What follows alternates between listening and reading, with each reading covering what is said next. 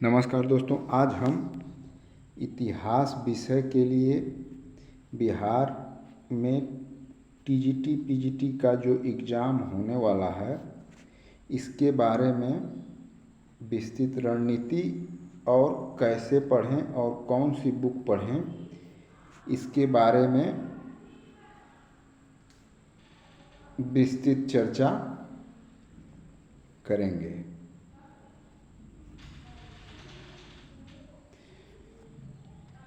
तो सबसे पहले इतिहास में मुख्यतः 3 पार्ट होते हैं, तो हम प्राचीन इतिहास पर बात करेंगे। तो प्राचीन इतिहास में जो पूछे जाने वाले महत्वपूर्ण टॉपिक हैं उनमें जैन धर्म एवं बौद्ध धर्म,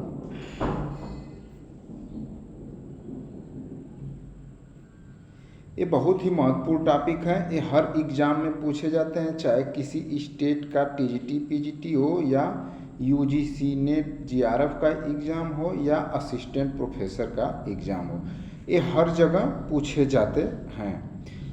प्राचीन इतिहास में अगला महत्वपूर्ण टॉपिक है मौर्य वंश। मौर्य वंश में खासकर अशोक के अभिलेख और मौर्य वंश की राजकीय प्रशासनिक नीति। उसके बाद आता है अगला टॉपिक गुप्त वंश। गुप्त वंश में गुप्त साम्राज्य की नीति, प्रशासनिक नीति, धार्मिक नीति और गुप्त साम्राज्य का प्रशासन कैसा था, और गुप्त राजाओं द्वारा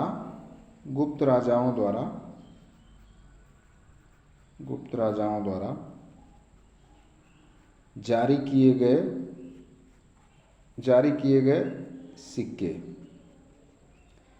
तो ये कुछ ऐसे टॉपिक हैं जो कोर टॉपिक हैं, जिनसे क्वेश्चन बनता ही बनता है। तो इसके बारे में हम देखते हैं कि इसके लिए कौन सी बुक पढ़ें और कैसे पढ़ें। तो प्राचीन भारत में सबसे महत्वपूर्ण बुक कॉन्सेप्ट और समझदारी के लिए मानी जाती है केसी श्रीवास्तव, या एक नई बुक आई है पप्पू सिंह प्रजापति। इस बुक में फैक्ट काफ़ी अच्छे दिए गए हैं। या फिर एक नई बुक आई है जिसमें तीनों पार्ट को कवर किया गया है, आर ए कंपटीशन टाइम। तो आर ए कंपटीशन टाइम में फैक्ट को एक ही जगह करके दे दिया गया है। तो आर ए कंपटीशन टाइम को पढ़ने से पहले हमको बेसिक समझदारी एकदम हर टॉपिक के बारे में होनी चाहिए।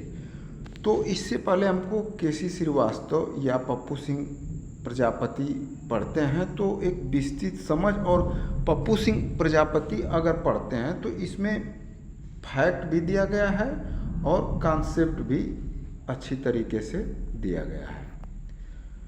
तो प्राचीन भारत में हमको ये रणनीति फॉलो करनी पड़ेगी, जिससे कि हम एग्ज़ाम में बेहतर कर सकेंगे। अब हम बात करते हैं मध्यकालीन भारत।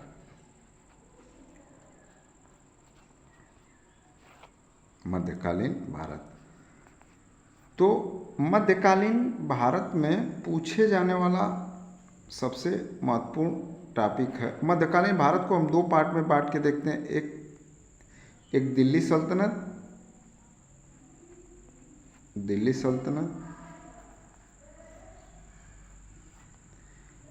एक मुगल साम्राज्य। तो दिल्ली सल्तनत से पूछे जाने वाला जो महत्वपूर्ण क्वेश्चन है कि दिल्ली सल्तनत का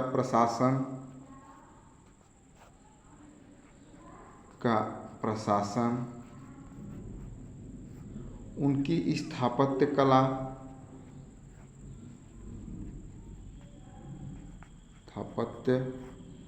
कला,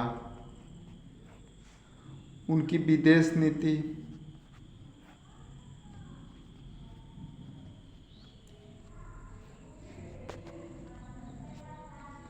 तो और मुगल साम्राज्य से भी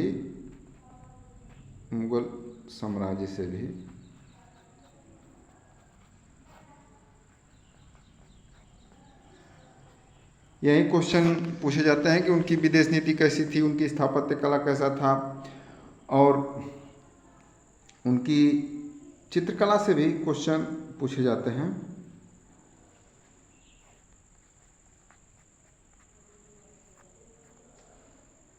तो मध्यकालीन भारत के लिए हमको दो बहुत महत्वपूर्ण पुस्तकों को जो कॉन्सेप्ट और समझदारी क्लियर करती हैं, जैसे सतीश चंद्रा का आप दोनों वॉल्यूम पढ़ सकते हैं। सतीश चंद्रा का दोनों वॉल्यूम पढ़ सकते हैं, वॉल्यूम 1 एवं वॉल्यूम 2, या हरीशचंद्र वर्मा या XC वर्मा, हरीशचंद्र वर्मा का भी दोनों वॉल्यूम आप पढ़ सकते हैं।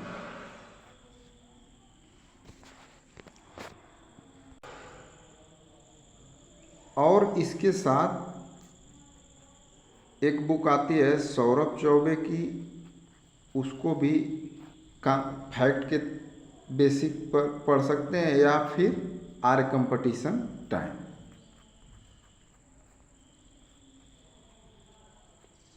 आर्य कंपटीशन टाइम को आप पढ़ सकते हैं। अब आते हैं आधुनिक भारत, मॉडर्न इंडिया। तो आधुनिक भारत में जैसे सामाजिक धार्मिक सुधार आंदोलन हुआ, कांग्रेस से पहले स्थापित जो संस्थाएं थी जिन्होंने भारतीय राष्ट्रवाद को आगे बढ़ाने में तथा जनता को एकत्र करने में बहुत महत्वपूर्ण किया, जैसे बॉम्बे प्रेसिडेंसी एसोसिएशन, दादा भाई नौरोजी द्वारा स्थापित ईस्ट इंडिया एसोसिएशन, मद्रास महाजन सभा, चाहे इंडिया एसोसिएशन 1876 में सुरेंद्रनाथ बनर्जी द्वारा स्थापित की गई थी जो, तो इनका भी क्वेश्चन बनता है। और इंडियन नेशनल भारतीय राष्ट्रीय आंदोलन, इससे बहुत क्वेश्चन बनते हैं। भारतीय राष्ट्रीय आंदोलन से हर एग्जाम में क्वेश्चन बनते हैं। तो इसके लिए हमको एक कॉन्सेप्ट क्लियर करने के लिए या आप बेसिक NCERT या फिर बिपिन चंद्रा, और इसके साथ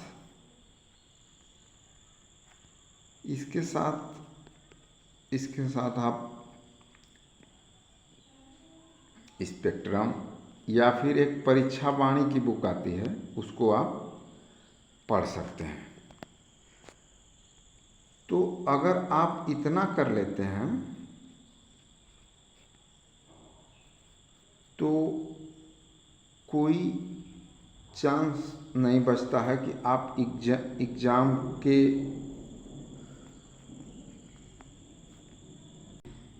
एग्जाम के पैटर्न को समझ न सकें और क्वालिफाई न कर सकें। तो अगर आप इतना कर लेंगे तो आपके लिए मोर देन सफिशिएंट हो जाएगा।